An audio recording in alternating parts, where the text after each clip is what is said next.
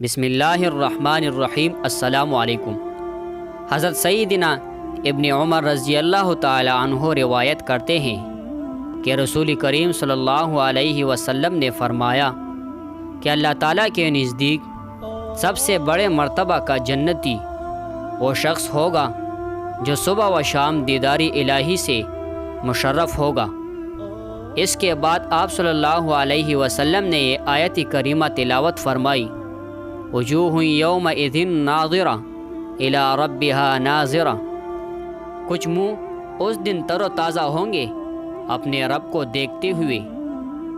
حضرت سیدنا ابو سعید خدری رضی اللہ تعالی عنہ سے روایت ہے کہ رسول اللہ صلی اللہ علیہ وسلم نے فرمایا، بے شک اللہ عز و جل اہل جنت سے فرمائے گا، اے جنتیوں، تو وہ عرض کریں گے، اے ہمارے رب عز و جل، ہم حاضر ہیں اور بلائی تو تیرے ہی دست قدرت میں ہے۔ اللہ تعالیٰ فرمائے گا، کیا تم راضی ہو؟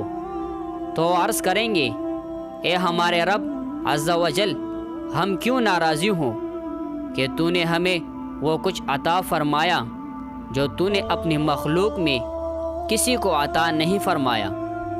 تو اللہ عز و جل فرمائے گا، میں تمہیں اس سے بھی افضل نعمت نہ عطا فرماؤں؟ اور عرض کریں گے، اس سے افضل شے کون سی ہوگی؟